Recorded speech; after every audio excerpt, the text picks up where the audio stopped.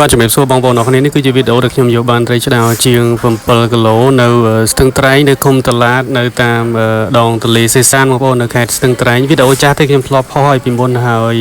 យដោយសារឥឡូវនេះយើងមានបងប្អូនដៃថ្មីច្រើននៅក្នុងเพจនេះដែលគាត់ជួយគ្រប់គ្រងហើយគាត់ត្រូវការបច្ចេកទេសទើបខ្ញុំយកវីដេអូនេះផុសឡើងវិញហើយខ្ញុំបកស្រាយឡើងវិញប៉ុន្តែបកស្រាយបែបលម្អិតជាងមុនដើម្បីឲ្យបងប្អូនដៃថ្មីហ្នឹងគាត់បានចេះបានដកស្រង់បទពិសោធន៍យុទ្ធប្រើហើយដើម្បីជាការអរគុណដល់បងប្អូនដែលបានជួយគ្រប់គ្រងផងដែរបងប្អូនដែលអត់ទាន់ចេះអត់ទាន់ដឹងពីវិធីលេងត្រីឆ្ដោបងប្អូនអាចមើលបានហើយចំណែកបងប្អូនដែលចេះលេងហើយអញ្ចឹងបងប្អូនអាចអូសរំលងបានអញ្ចឹងដើម្បីលេងឲ្យបានផលល្អឬដើម្បីយកត្រីធំៗទាំងអស់នេះឲ្យបានគឺมันងាយស្រួលទេបងប្អូនត្រូវការបច្ចេកទេសច្បាស់ហើយវាមានច្រើនមុខបងប្អូនគ្រាន់តែនៅក្នុងវីដេអូនេះត្រួសវាជាង10មុខបច្ចេកទេសផ្សេងៗគ្នាដែលធ្វើខ្ញុំយកត្រីនេះបានហើយខ្ញុំចាំបាច់ត្រូវបកស្រាយជូនបងប្អូនបើមិនអញ្ចឹងទេបងប្អូនមើលអត់យល់អត់ដឹងពីបច្ចេកទេសដែលខ្ញុំប្រើទេហើយបងប្អូនដៃថ្មីគឺត្រូវការចាំបាច់ណាស់បច្ចេកទេសទាំងអស់នេះអញ្ចឹងកន្លែងដែលខ្ញុំលេងនេះគឺជាប្រភេទអូបងប្អូនអូនេះទៅជាង10ម៉ែត្រហើយវាមានគុំអាស័យសងខាងចំណុចដែលទម្លាក់នុយនោះគឺនៅត្រង់ម្ខាងបងប្អូនចម្ងាយទៅជាង40ម៉ែត្រចម្ងាយជាង40ម៉ែត្រអញ្ចឹងខ្ញុំគប់ឆ្លងអូបងប្អូនគប់ឆ្លងអូទៅត្រង់ម្ខាងហើយកលឹះទី1ដែលធ្វើខ្ញុំលេងបានផលល្អគឺដោយសារខ្ញុំគប់នុយបានឆ្ងាយយទូទៅខ្ញុំគប់បានឆ្ងាយល្អណាស់ហើយខ្ញុំគប់ឲ្យកັບគុំអាស័យត្រង់ម្ខាងដោយសារត្រីនៅហ្នឹងគឺវាសង្ងំនៅក្រោមគុំអាស័យតើយើងគប់ឲ្យកັបគុំអាស័យបានវាចេញមកខាំការគប់នេះបើជ្រុលដៃតែបន្តិចគឺទេអស់ផ្លែតែម្ដងបងប្អូននឹងវានៅគុំអាស័យត្រង់ម្ខាងហើយនឹងនៅគុំអាស័យខាងនេះ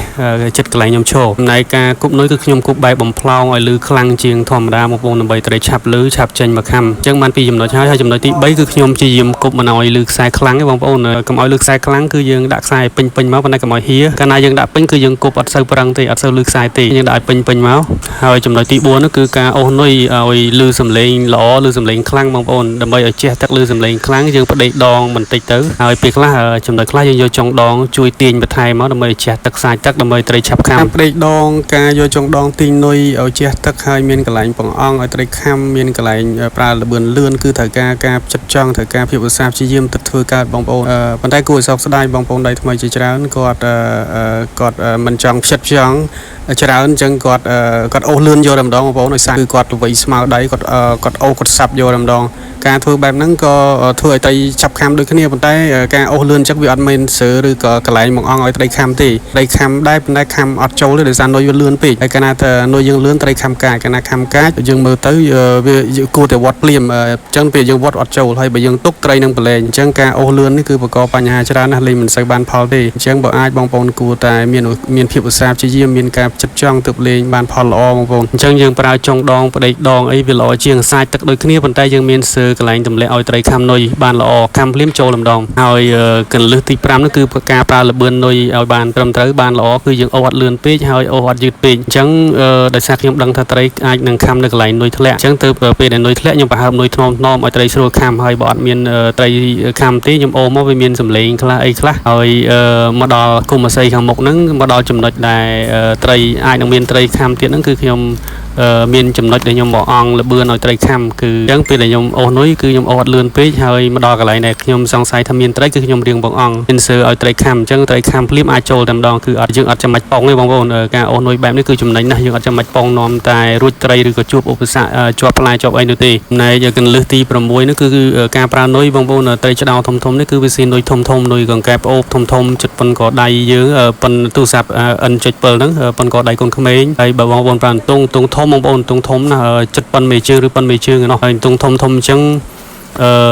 តើយើងយកឆ្អឹងចេញទៀតហើយតើយើងប្រើផ្លែត្រូវស្តង់ដានៅក្នុងនេះខ្ញុំប្រើផ្លែដេនទងបន្ទឹកមួយកម្លាំងវាយកត្រី1គីឡូឡើងដល់10គីឡូលើហើយទងធំនេះគឺយើងត្រូវយកឆ្អឹងចេញបងប្អូនយកឆ្អឹងចេញយកឆ្អឹងចេញដើម្បីឲ្យវាទន់ដូចជាលេងហ្នឹងវាទន់ពេលដែលត្រីខាំទៅវាមុខផ្លែយើងនោះវាអាចធ្ពក់ត្រីបានល្អបើយើងអត់យកឆ្អឹងចេញទេទង់យើងវារឹងពេកអញ្ចឹងទៅវាកល់មុខផ្លែថ្នាក់ផ្លែយើងអស់ហើយធ្វើឲ្យផ្លែយើងហ្នឹងវាធ្ពក់ត្រីអត់បានល្អទេអាចរួចត្រីទៅវិញអញ្ចឹងយើងមានឧបករណ៍សម្រាប់យកឆ្អឹងទង់ចេញហើយនៅការដេនុយទៀតបងប្អូនការដេនុយយើងដេឲ្យមានសើមានអីដើម្បីឲ្យពេលដែលយើងវត្តហ្នឹងមុខផ្លែរត់ចេញពីសាច់នុយដើម្បីឲ្យមុខផ្លែទាំងមូលធ្ពក់ត្រីបានល្អបើយើងដេយកកັບយកជាប់ឡើងក្បាលទងអត់មានសើឲ្យផ្លែរត់ចេញទេគឺផ្លែយើងធ្ពក់ត្រីបានល្អទេបងប្អូនអាចរួចត្រីទៅវិ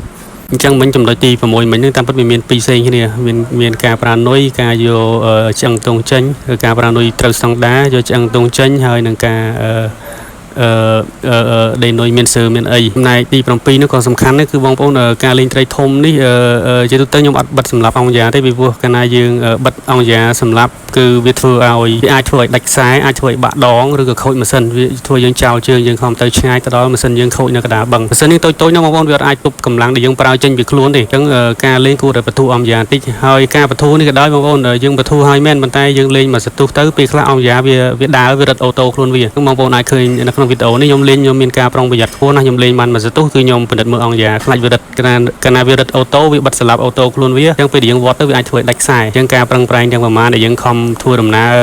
ខំគប់ខំអីខំរប្រឡងលេងនៅបានទីបំផុតវត្តដាច់ខ្សែមួយផ្លែតដោយសារការធ្វើប្រហែលរបស់យើងបងប្អូនអំរិយានេះយើងត្រូវតែហ៊ានលេងបងប្អូនត្រូវតែហ៊ានបន្ធូរដោយសារខ្ញុំជួបបងប្អូនដៃថ្មីច្រើនហើយខ្ញុំបានចែករំលែកប្រាប់គាត់ប៉ុន្តែគាត់ថាគាត់អត់ហ៊ានលេងអត់ហ៊ានបន្ធូរខ្លាចវាធូរជ្រុលហើយការខ្លាចបែបនេះហើយដែលធ្វើឲ្យយើងលេងអត់សូវជោគជ័យទេបងប្អូនចំណែកខោអាវវិញគឺខ្ញុំប្រើខោអាវពណ៌ស្អាប់មិនឲ្យភ្លឺខ្លាំងទេបងប្អូនដើម្បីកុំឲ្យត្រីគល់ប្រឡងហ្នឹងវាមើលឃើញយើងបងប្អូនដើម្បីកុំឲ្យមើលឃើញគឺខ្ញុំលេងខ្ញុំមានការប្រុងប្រយ័ត្នខ្ពស់ណាស់ហើយកលឹះទី9ហ្នឹងគឺពេលលេងខ្ញុំលេងស្ងាត់បងប្អូនខ្ញុំអត់មានសម្លេងមាត់ឡូឡាខ្លាំងទេគឺខ្ញុំលេងស្ងាត់ខ្លាំងមែនទែនបងប្អូនអញ្ចឹងនៅកលឹះសំខាន់មួយទៀតទី10កលឹះទី10ចែកទី10នេះខ្ញុំទុកជាសំណួរជូនបងប្អូនឲ្យបងប្អូនជួយគិតគ្នាថាអ្វីខ្ញុំចូលឆ្ងាយពីច្រាំងខ្ញុំទុកសំណួរមួយជូនបងប្អូនឲ្យបងប្អូនឆ្លើយនៅក្នុង comment ខាងក្រោមអញ្ចឹងបងប្អូនដែលបានមើលវីដេអូនេះកុំភ្លេចជួយឆ្លើយសំណួរនៅខាងក្រោមផងថាហេតុអ្វីបានខ្ញុំចូលឆ្ងាយពីច្រាំង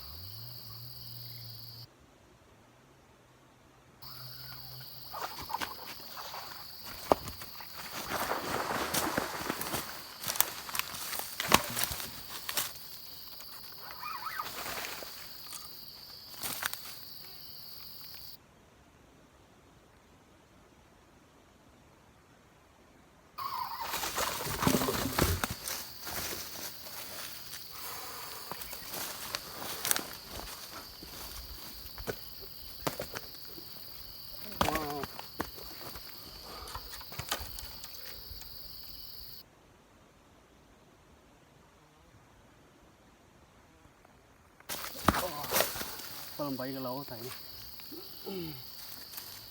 យ៉ាតោះ8គីឡូបងប្អូនយ៉ាដឺអត់រួយយ៉ាចុះ